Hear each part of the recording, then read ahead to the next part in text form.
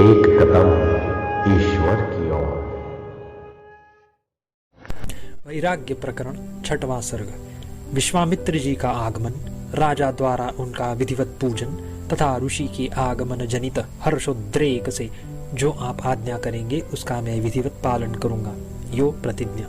वाल्मीकि जी ने कहा, भरद्वाज, जब मुनिवर वशिष्ठ जी के यो कहने पर खेद युक्त संदेह निमग्न अतएव संदेह के निर्णय के लिए कुछ काल की प्रतीक्षा करने वाले महाराज दशरथ मौन हो गए थे और राजमहल में स्थित सभी महारानियां उदास होकर श्री रामचंद्र जी की चेष्टाओं पर विशेष रूप से सावधान थी, उसी समय लोक विख्यात महर्षि विश्वामित्र अयोध्याधिपति महाराज दशरथ को देखने के लिए गए।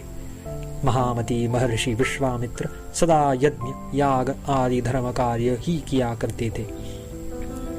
माया, वीर्य और बल से उन्मत्त राक्षसों ने उनके यज्ञ को सर्वथा विध्वस्त कर डाला।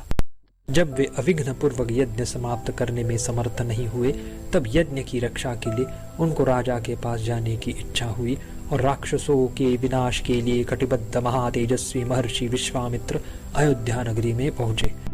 वहां पहुंचकर राजा के दर्शन पाने की इच्छा से उन्होंने द्वारपालों से कहा, महाराज से शीघ्र जाकर कहो कि गाधी पुत्र विश्वामित्र आए हुए हैं। उनके वचन सुनकर द्वारपाल राजमहल में गए।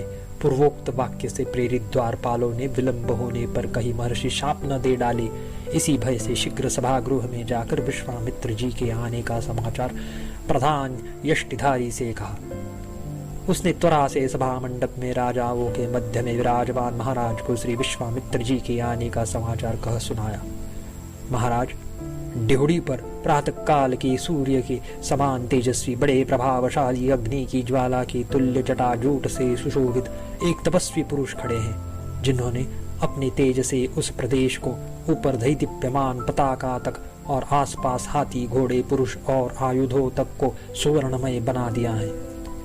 महर्षि विश्वामित्र जी आए हैं, ऐसा विनम्र वाणी महाराज से कह रहे प्रधान यष्टिधारी को देखते ही उसके वचन सुनकर मंत्री और सामंतों के साथ महाराज सुवर्ण के सिंहासन से उठ खड़े हुए। अनेक राजाओं द्वारा परिवृत्त वशिष्ठ और वामदेव जी के साथ महाराज पैदल ही जहाँ पर विश्वामित्र जी थे वहां को चल दिए।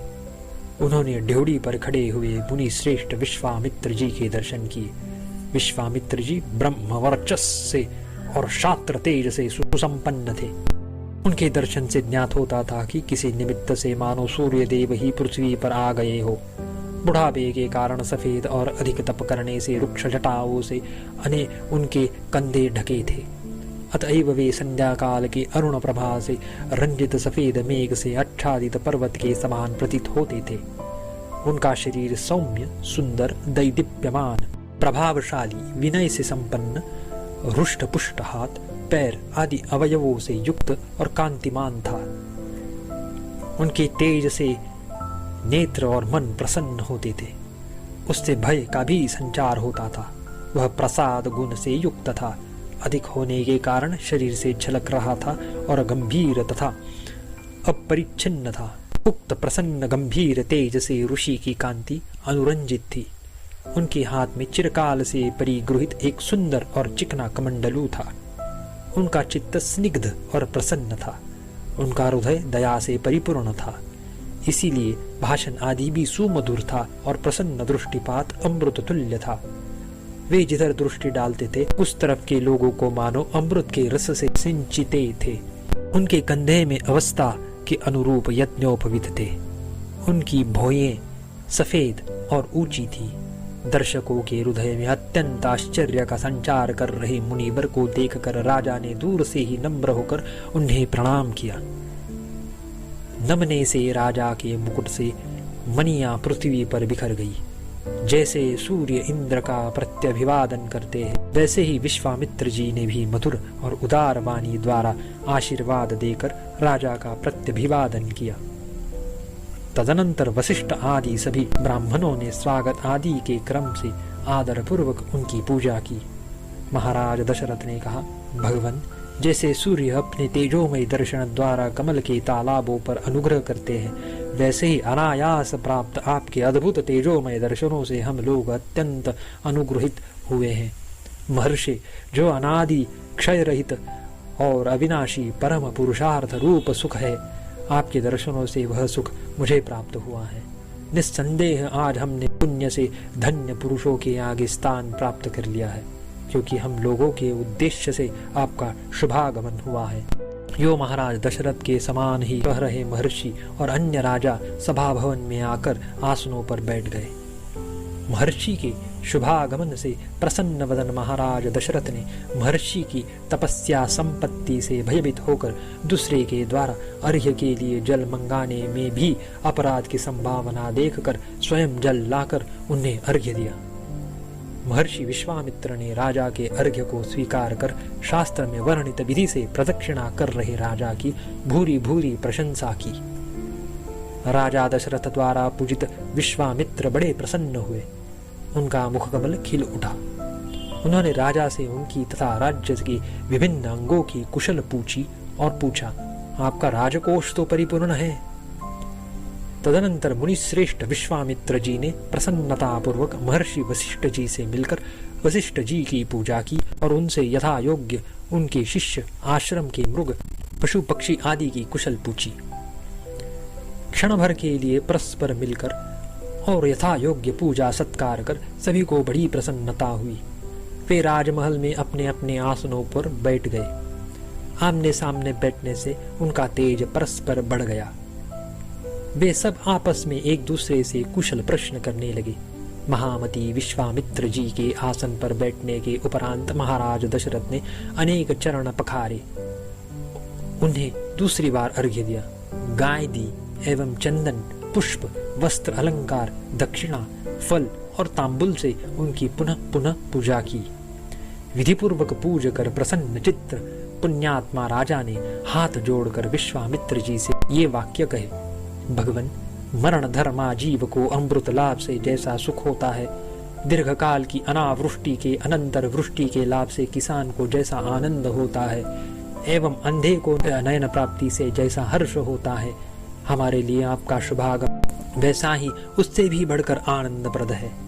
पुत्रविहीन व्यक्ति को धर्म पत्नी से पुत्रोत्पत्ति होने पर जैसा आह्लाद होता है, दरिद्र पुरुष को स्वप्न में दृष्ट धन का लोभ होने पर जैसा आनंद होता है, वैसे ही आपका आगमन हमारे लिए सुखकारक है।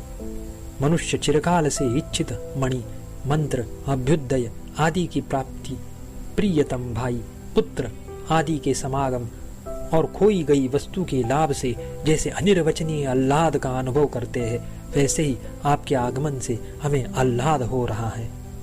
ब्रह्मन, स्थलचर मनुष्य आदि को आकाश में उड़ने से जैसा आनंद होता है और मृत पुरुष के पुनः वापस आ जाने से उसके बांधवों को जैसा आनंद होता है, वैसे ही आपके आगमन से हमें आनंद हो रहा है।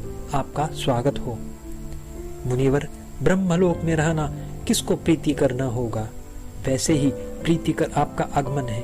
अर्थात जैसे ब्रह्मलोक में निवास करने की सबको स्पृहा रहती है, वैसे ही आपके आगमन की सभी को स्पृहा रहती है। मैं यह निश्चल सत्य आपसे कहता हूँ। भगवन, आप परम धार्मिक हैं। आपकी क्या अभिलाषा है? मैं आपकी क्या सेवा करूं? ब्रह्मन, आप सत्पात्र हैं, मेरे भाग्य से यहाँ आए हैं। भगवन, आप पहले राजर्षि शब्द से अभिहित होते थे। इस सब तपस्या से ब्रह्मर्षित्व को प्राप्त हुए परम वर्चस्वी आप मेरे परम पूज्य हैं। जैसे गंगा जल के स्नान से मुझे प्रसन्नता होती है, वैसे ही आपके दर्शन से प्रसन्नता हुई है। उक्त प्रसन्नता मेरे हृदय को शीतल कर रही है। भगवन, आपको न किसी वस्तु की अभिलाषा है, न किसी से भय है और न क्रोध ही है। आप में राग भी नहीं है, आदि व्याधि आदि विपत्तियां भी नहीं है। फिर भी आप मेरे पास आए हैं, यह बड़ी आश्चर्य की बात है। हे तत्वज्ञ शिरोमणि, आपके शुभागमन से मैं निष्पाप हो गया हूँ, अपने को पुण्य क्षेत्र में स्थित समझ रहा हूँ। अर्थात आपके आगमन से मेरा गृह भी पवित्र हो गया है। अधिक क्या कहूँ, मैं अपने को अमृतमय चंद्रमंडल में निमग्न समझ रहा हूँ। मुने, मुझे प्रतीत हो रहा है कि आपका शुभागमन साक्षात ब्रह्म का शुभागमन है। आपके आगमन से उत्पन्न पुण्य से मैं पवित्र हुआ हूँ, यश और अभ्युदय से अनुग्रहित हूँ। आज आपके आगमन से उत्पन्न पुण्य से अनुरंजित मेरा जन्म सफल हो गया है और मेरा जीवन सार्थक हो गया है। यहाँ आए हुए आपके दर्शन कर, पूजा कर और प्रणाम कर, जैसे चंद्रमा को देखकर समुद्र अपने में नहीं समाता, तटसीमा को लांघ कर उछल पड़ता है, वैसे ही मैं भी अपने में फुला नहीं समा रहा हूँ।